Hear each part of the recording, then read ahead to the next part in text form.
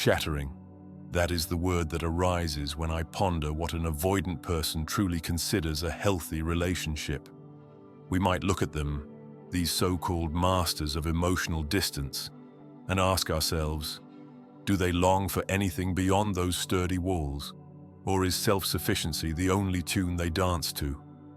Let us begin an odyssey into the mind of the avoidant individual, gazing at how they envision a world where bonds are forged with minimal friction and independence rules above all.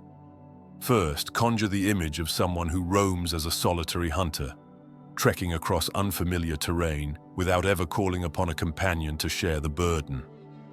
This is the archetype of the avoidant soul. To them, life is a journey best undertaken in single-player mode, where every step forward is guided by the comforting knowledge that personal freedom is unchallenged. Healthy relationships, then, are not defined by emotional enmeshment. Instead, they pivot on a sense of calm, mutual respect for each other's sovereignty. And so we greet the bedrock principle of an avoidance relationship worldview, a bond that thrives on gentle space, not perpetual closeness. If we were to rummage through their diaries, assuming any existed, we might discover repeated pleas to a partner or friend. Respect my boundaries. Their hearts, however guarded, are not always cold. If asked, they can speak openly about the desire for companionship, but in the same breath they will affirm how crucial it is to preserve personal autonomy. At this point, some ask, doesn't every adult desire freedom and autonomy? Indeed, that is so. Yet the avoidance need is doubled, tripled, a tenacious demand shaped by early experiences in which trust felt tenuous, if not outright dangerous. One could imagine a child whose overtures for comfort were met half the time with aloof shrugs or mild indifference, when the feeling of closeness did not come with a predictable sense of warmth.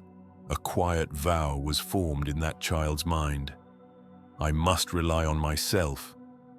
So the notion that a healthy connection requires emotional sharing is turned inside out. They might concede that openness has a purpose, but only up to a fixed point, like a gate that is cracked open just wide enough to converse, never fully unlatched. Look deeper, and another pattern emerges. Ask an avoidant, how would you measure whether your relationship is going well? Their probable answer, little conflict. While many might nod in agreement, believing that minimal tension is a good sign, the avoidant stance is more specific. Conflict to them represents a threat, hinting at the possibility that they are about to be asked for more closeness than they can comfortably offer. Or they fear that conflict might require an emotional confrontation, which in their eyes is like stepping onto a stage when they never wished to be in the theater at all. To avoid such tension, they adopt well-rehearsed tactics, becoming the silent observer, deflecting personal questions with well-timed jokes, or redirecting conversations to more impersonal topics. This skillful avoidance helps them keep relationships peaceful, though only on the surface. In their mind, low drama is akin to emotional safety. All the while, a potential partner might wonder why a certain hollowness creeps in, despite the outward serenity. Nor is that all. Lurking beneath the easy calm is an unspoken wish that the other person, be it a spouse, a dear friend, will demonstrate infinite self-reliance. The avoidant's ideal partner is someone who needs them sparingly, if at all. Take care of yourself, is the unspoken motto. Count on me only to a moderate degree, for anything more threatens my very core. In certain ways, this perspective can be surprisingly sweet. An avoidant rarely sets out to be malicious.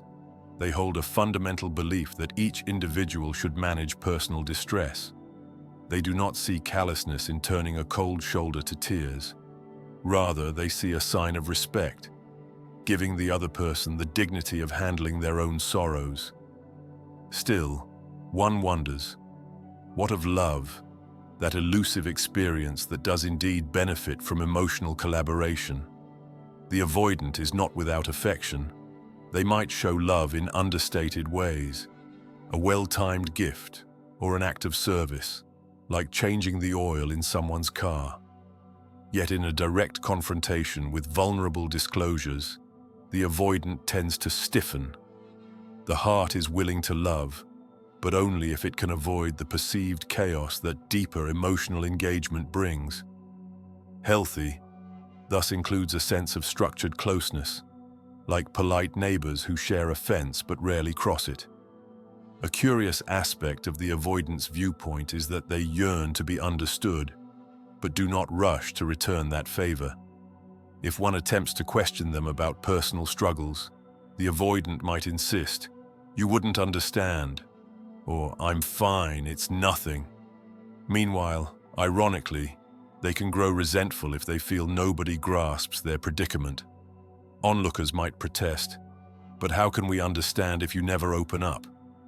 The avoidant, for their part, might define opening up as exposing a weakness, so they remain sealed, hoping the beloved can read invisible signals. What if the partner is skilled at reading cues, has the empathy of a saint? Possibly, the avoidant is pleased to let that partner guess their needs correctly, while quietly ignoring the partner's own need for reciprocal empathy. It is not a scheme to be self-centered. Rather, it is a deep-seated habit, fed by old assumptions that only one's personal feelings matter inside the fortress of self-protection. A story might illustrate the dynamic better. Picture Thomas, an engineer, self-sufficient to the core, whose partner Adeline is equally intelligent yet yearns for a deeper bond. In Thomas's mind, healthy means he can spend entire weekends in his workshop, tinkering with circuit boards, never hearing a complaint from Adeline about his absence. He expects to chat with her over coffee, but the instant she discloses an intense worry, like her fear of losing her job, Thomas grows prickly and suggests she consult a career counselor. He sees that as supporting her, but Adeline leaves the conversation hurting because she wanted connection, not problem solving. For Thomas, that mismatch is irrelevant. He believes they are healthy because there is no blowout fight and each continues with independent tasks. Yet for a true sustainable relationship, illusions must eventually crack. If pressed about how to build a genuinely shared future, Thomas might shrug, "I have told her about my career plans, so that should be enough." Meanwhile, Adeline wonders how to plan a life that includes genuine emotional support. The friction between them grows. Some couples handle that friction well, others disintegrate. Perhaps the biggest key to bridging the gap is a concept that might sound paradoxical to an avoidant's ears. I am not losing my independence by being emotionally supportive and letting someone support me in return. Hence emerges an essential step if the avoidant is to refine their notion of a healthy relationship. They must learn that closeness does not automatically morph into a prison. Indeed, properly managed closeness can be a boon. It can sustain them in crises, lighten burdens, and create a sense of warmth. Realizing that negativity or tension in relationships is not always a sign of doom. Sometimes it is a gateway to deeper mutual understanding, becomes a fundamental shift. For an avoidant, ironically, part of their healthy dynamic must be the occasional discomfort of merging lives. They need to accept that their partner may rely on them from time to time, as well as expect reciprocal sharing and vulnerability.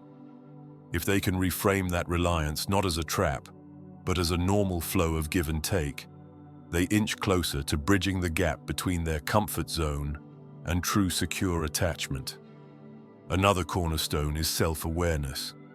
The avoidant, once they comprehend that personal triggers revolve around demands for emotional availability, can voice, "I need a little time to process. I'll come back to you when I'm calmer." This seemingly small statement can do wonders.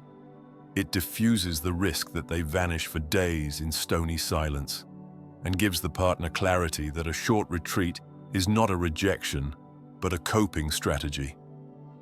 Over time, the partner learns to wait patiently, respecting that brief solitude, while the avoidant gains confidence that closeness remains an option after returning from the quiet corner. In sum, from an avoidance perspective, a healthy relationship thrives on calm, predictable structures. It features polite acceptance of each other's space. It hinges on minimal demands for immediate emotional responses. They want to be respected for who they are, to feel they are not burdened by the weight of another's emotions. They long for a partner who remains admirably self-reliant, someone who does not force them to open locked doors, but might gently knock from time to time, letting them know it is safe to peek out.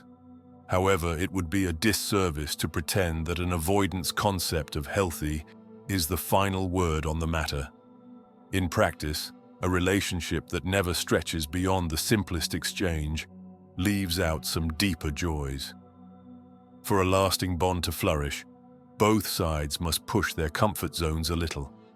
The partner must accept the avoidant style up to a point, and the avoidant must realize that healthy does not have to mean lonely. The circle can expand to include moments of connection beyond purely functional interactions.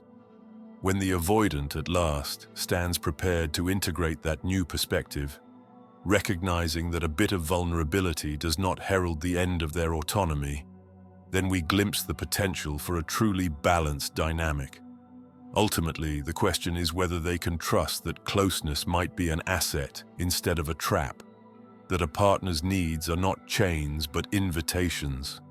Only then might the avoidance idea of a healthy relationship evolve, intertwining personal freedom with mutual support in a dance that honors both hearts, one step at a time.